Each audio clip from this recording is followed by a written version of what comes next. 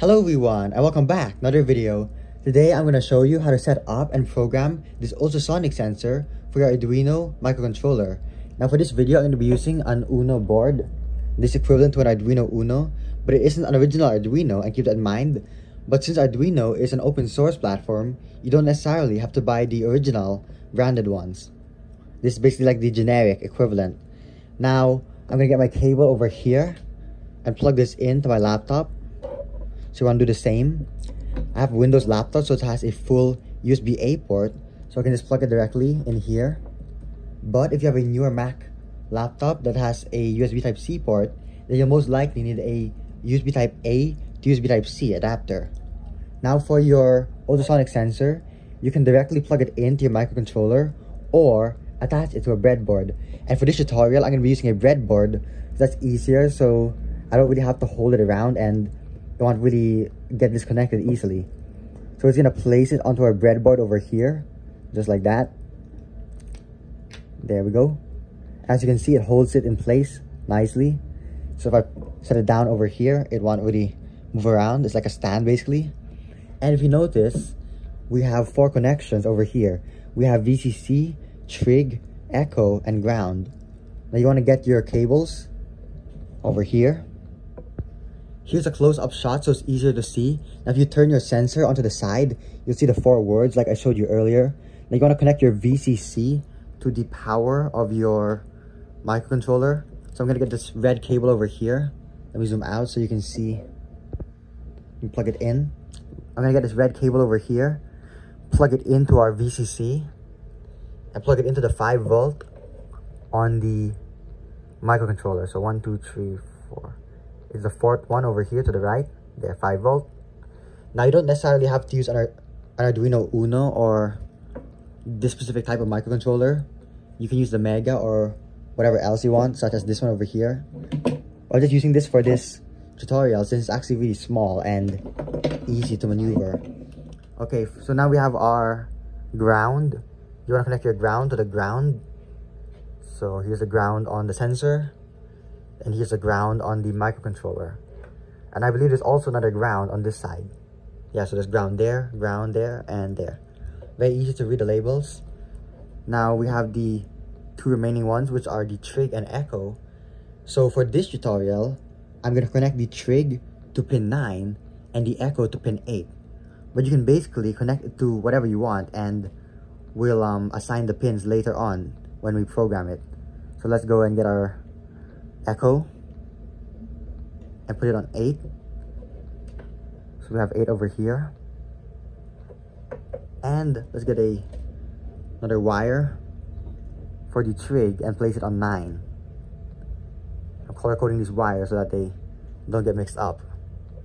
And the reason why it's 8 and 9 is just so it's simple and easy to find where to plug it in, since they're right over here. Now that everything's all connected, it's time to set it up and program it. Now I'm going to be using the Arduino IDE. This is a free open source platform that you can download on all the major operating systems such as macOS, Windows, and Linux. So I'm going to open the app over here. You can go to the Arduino website to download this. And I'm going to maximize the window. So we have our void set up and our void loop. Now you want to leave those there. And we're going to start writing some code to select which pins our sensor is connected to. So let's initialize. So I'm gonna press enter over here and bring this down. So you want some space on the top. Let me just move my camera so it's easier for you to see. Okay, you wanna get your cursor like this and bring it over here and click on the top left. So now we're gonna be typing over there and type int trig equals 9.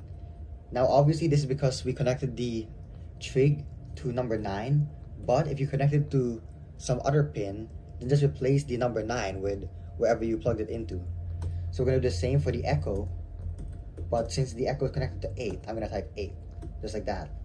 Then we're going to write long lecture underscore echo and long centimeters. And then next we have our void setup, so we can just delete this over here so we save some space. I'm going to do a quick zoom so you can pause the video and copy that down. There you go. Okay, now we're gonna continue by writing the setup code. So I'm gonna delete this comment over here, just like that. And then you wanna write pin mode, trig output. Then digital write, trig low. And then pin mode, echo input. And we're also gonna communicate with our serial monitor. So we're gonna write serial.begin 9600. So when you open the serial monitor later, you wanna make sure that it's set to 9600. Okay. Last time I connected the ultrasonic sensor to my display, and I was able to make a sort of smart ruler where if I place my hand on the 6 centimeter mark on a real ruler, it will also say 6 centimeters there, since it reads the output from the ultrasonic sensor. But for this video, we're not gonna make anything fancy like that, since I mean, look at the amount of cables. Instead, I'm just gonna have the ultrasonic sensor print onto the serial monitor so you can read what values the ultrasonic sensor is giving you in centimeters, and then you can figure out what to do with the code yourself. So you can connect it to like a buzzer or a light, and for example, if you wave your hand over the sensor, it can like trigger a buzzer or maybe turn on a light or something like that. Anyway, let's go on to our void loop, and we're gonna delete the comment again. So let me just do that. Wait a minute. Okay, for the void loop, you wanna write digital write, trig high, then delay microseconds 10, then digital write trig low,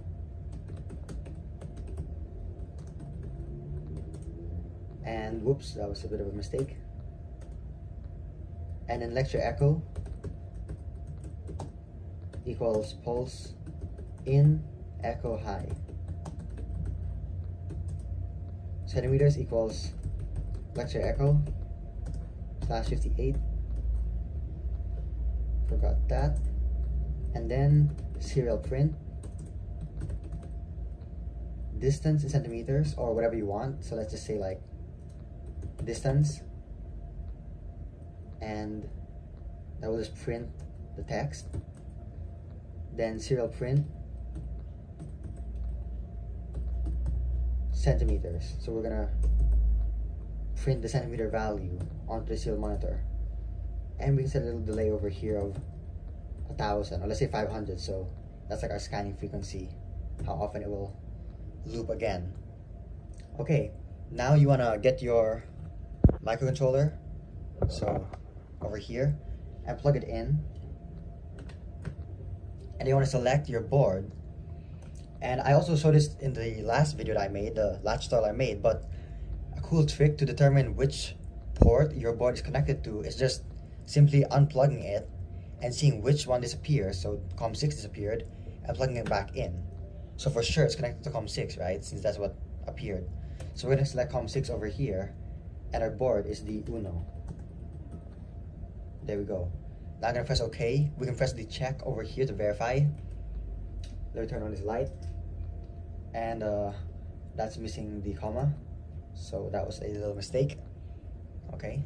Oh, that reflects. Okay. And then we can verify it again to make sure that the mistake was corrected. So it works. Now we can upload by pressing this arrow pointing to the right. And let's wait for it. Okay. It wasn't uploading to the board, so I decided to restart my laptop, and it didn't even tell me that I was gonna restart an update. So we're gonna have to wait for this update. Well, luckily for the video, I can just skip ahead and edit it, so I'll be back in a second. Here's another attempt. I'm gonna upload. Please work.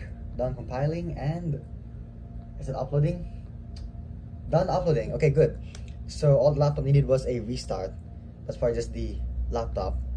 Now let's go and open our tools, and then open the serial monitor again. And as you can see, we have our distance reading over here. Take a look at that. That's a bit glitchy since there's some movement over here, but I'm gonna point the sensor in this direction. Okay, and I'm gonna remove this from the tripod.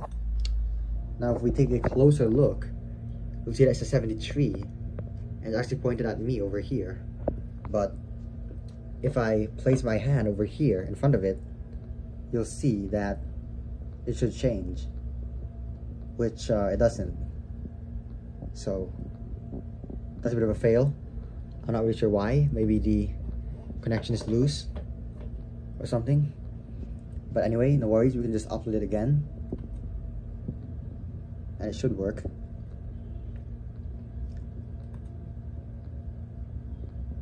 Oh, actually it was working all the time, but it just wasn't scrolling down to the latest update. So we're gonna have to select, like, how do we select the auto scroll? What does this do?